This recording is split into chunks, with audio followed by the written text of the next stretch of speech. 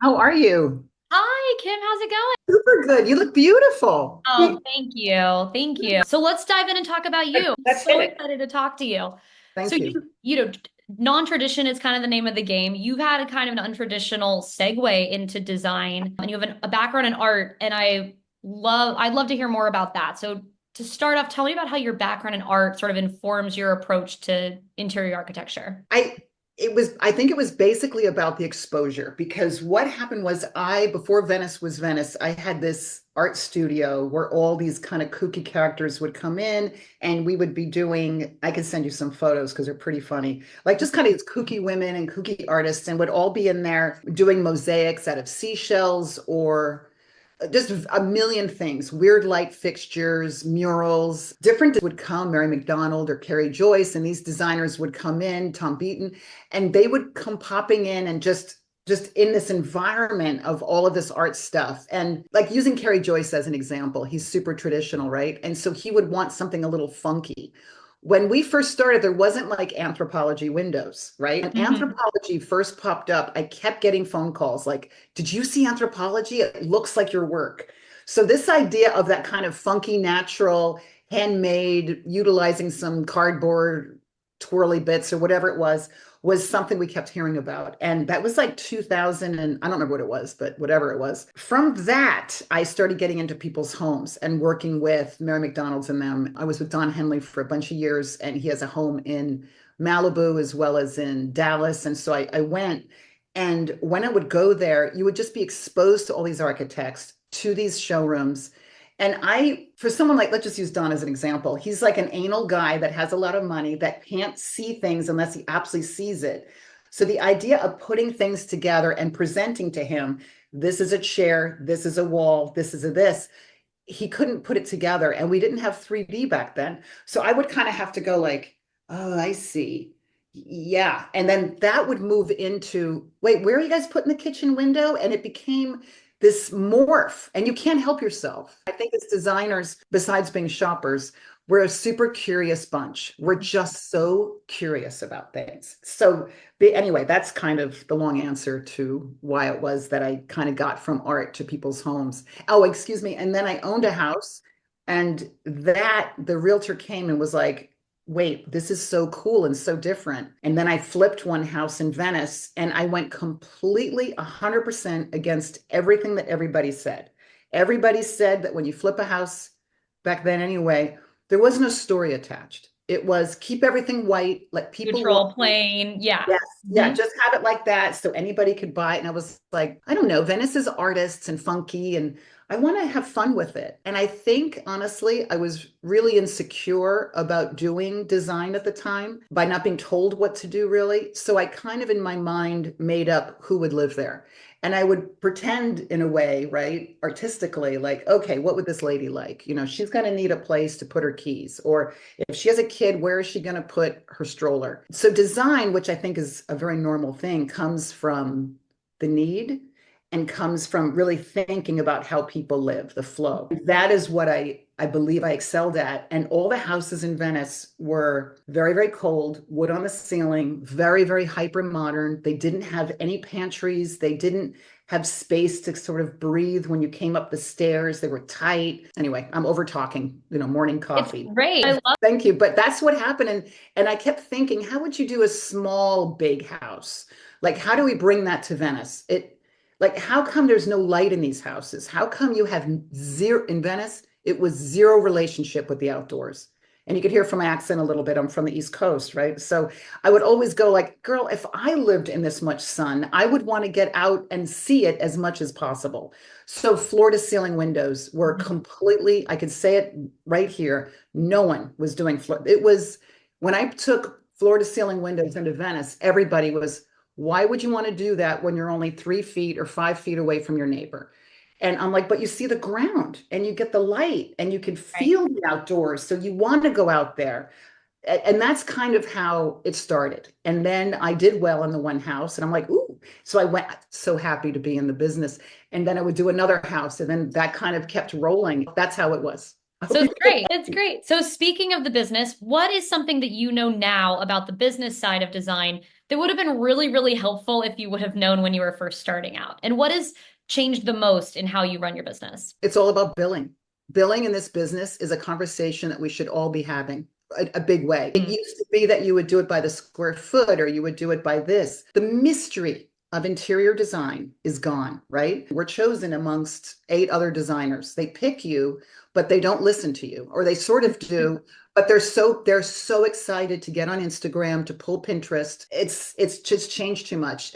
I was speaking to some other people, some other designers, and we were saying it might have to become like we're lawyers and it's hourly. I don't really know how we can bill anymore for people to honor it and even to see the value of what it is and to respect our time. And it might be that when you're starting out as a designer now, that you already know that everyone's watching Instagram. You already Right. know that they're going to change their mind. Kylie Jenner has a new kitchen.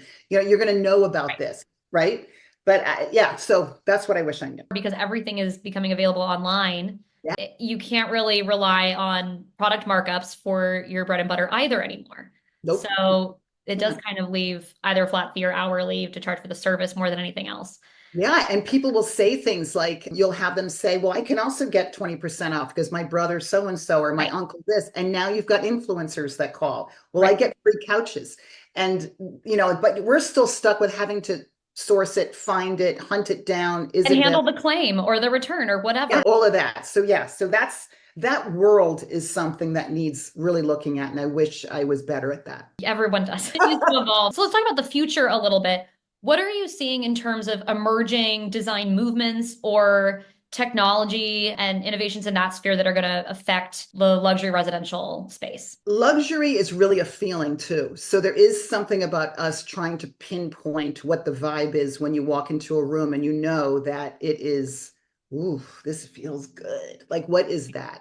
Right. That said, if you want to talk about something particular, I am obsessed by lighting, I think, and I don't know enough about it. What's going on with LED lighting, the flexibility that, I mean, there's so much to talk about in relation to electronics and how you can make a home do so many things for you. That world of AV and lighting, I think just can if I'm on my way home and I know that it's just going to go, ooh, and it smells pretty. I mean, it's game changing, I think.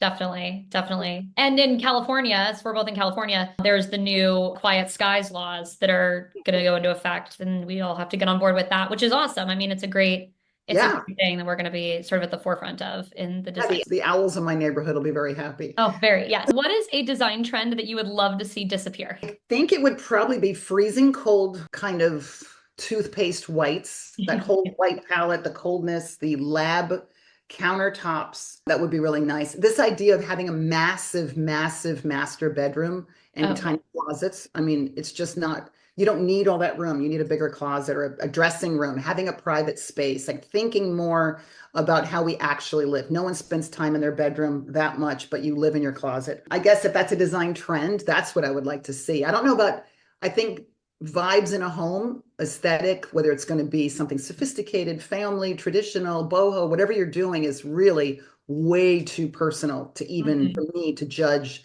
any of that. I think everyone has their thoughts on it, and I don't even want to go there. But keeping the framework of how do we make the home feel customizable, all that. I think that's the future. Or Yeah, there's been this big movement, I think especially it kind of got expedited during the pandemic of everyone be wanting their home to look like their favorite boutique hotel. yep. And that kind of has gone in two directions. One is that kind of reinforces that sterile toothpaste whiteness that you're talking about, that's so impersonal. And then on the other extreme, the kind of like quirky, warmer type, but they both came out of, Boutique, right? So yeah, it's going from the Hiltons, no offense to Hilton, over to, right. and I have to say, and I know that Julia's probably laughing behind me right now because I am obsessed with two things: international magazines and hotels. We always worked out of offices. I had a storefront in Montana, but we now have this what is it called, like a sprinter van that we take to clients. So we go to different hotels and we work out of there and soak up the vibes and see the people and kind of look at the bathroom. And I just love this traveling design roadshow we have going on. Great. That's been so much fun. And I think hotels, that's a really it's an interesting thing. It brings together the community if it's doing it right, of its surroundings, and it also allows us to go in there and work. Yeah. I have a rapid fire five favorites on here, but I'm going to add one. What's your favorite hotel? Gosh, that is a really well, I just got back from Greece and I know it's not fair. I know that's not fair. I grant it. This is not fair. But I stayed in a tiny little town in Santorini called Megalahori, and I went to these really fancy resorts. I was very, very lucky. And then I went and got this dinky little weird hotel called the Athermi Suites. And I Okay. was so afraid. It was cheap and cheerful. And I was like, and I just kind of went in. I thought I can always go back. Oh my God. It was so funky and nothing, but I was on the edge of the caldera.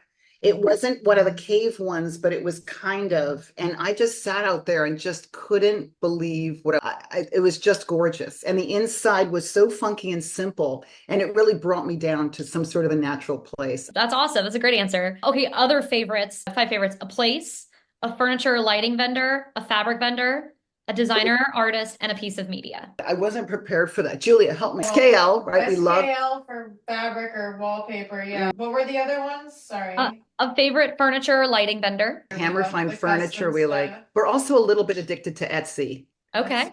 Oh my, love Etsy. The stuff that's coming out. There's so many beautiful things. I love also pottery and things from either Oaxaca or Sardinia, like those really voluptuous kind of vessels. I really like. What A favorite place. if it's not Big Sur, then it has to be Greece. What would you say? And Jersey Strong. that's it. Another designer artist. I got to shout out to Carrie. Yeah, Carrie. We got to talk about Carrie Joyce because he's so funny and he has to be honored at all times. And I guess, and who's happening right now that we're just so loving? There's just so much going on. Mexico City is really thriving. I know. What is that company that we buy from that we love that does those furniture? Is it Atra? Atra, yeah. Yes, Atra. Oh my God, that group, those people are fantastically talented. Yeah. And then a favorite piece of media. This could be a book, a movie, a TV show, anything. Well, besides slow horses, which I'm addicted to, right? I have got to shout out to magazines. We just, we talk about this a lot, and I think it's important here also. The algorithm in our computer, especially when you're a designer, it gets stuck on the one client. If I don't have a magazine, if we all don't go through a magazine and stumble upon new artists, new designers, new articles, what's going on, we'll die in that tunnel of what they think that we are doing right now. Of the sameness. Yeah, amen to that. Absolutely. Do you have a favorite project or one you found particularly rewarding? Yeah, there's a house that I did in Venice early on that got purchased by these big music producers. And it's such a beautifully crafted house, but so many artists go through there and they record. And I've been told by the owners, they're just like, everyone comes in here and they say they're just so inspired and they could think it really brought my artistry, my original, you know what I mean? That vibe into the space. And I felt like it just feels like that's the best thing, I think. That is really cool. And then lastly, do you have a dream project that you would love to have realized? Let me think. What would I do? I think I would really like a hotel be great, but I think I would like to move into doing design tours, like international design tours. Kind of shifting into taking people around, taking myself around, taking advantage of what's going on in the world and different designers. That would be an honor for me to be able to do something like that. You would be amazing at that too. I want to take your tour. Oh my God, I would love it. You can come. Where are we going? Wait a minute. Wait, where would you go first? Yeah, okay. You know what's really high on my list right now that I've never been to Berlin. I love cities. So I go to Berlin. I was just this time last year I was in Tokyo, which I was in love with. And I was ready to move there immediately, which I looked into. You can't really be an expat there. It's very hard. But I was thinking, what's the kind of the opposite of Tokyo? And I think that's Berlin, aesthetically and vibe-wise. It's just a little so much going on. And yeah.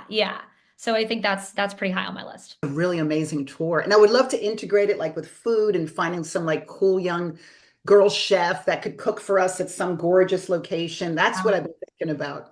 Food and theater. I mean, like all sorts of different. Fashion is so insane out there. Like just, that'd totally. be really cool. I love it. Oh, one more question. Your desert island material palette. If you could only work with 3 materials for the rest of your career, what would they be? I would be working with hand trowel walls, stones, any stone from anywhere. I still have to work on oak floors. I don't know how to get away from it. I guess that's it. Stone, plaster, and wood floors, I guess, if I had to pick. Yeah. I love it. Great answer. So these are all the questions on my end. Is there anything we didn't touch on that you think is super important to get out into the world? I'm pretty excited about a little thing that I'm working on that back in the day when I had the design studio, I had some journals and some little sketches, and I'm compiling that with some photos and writing some short stories about the Cool. funky people in time, about when we were able to create before social media, like how some of the creators from back then that didn't have social media to inspire them, and so many hilarious, sexy, funny stories. And so I'm combining them, and that has been such a joy for me. I am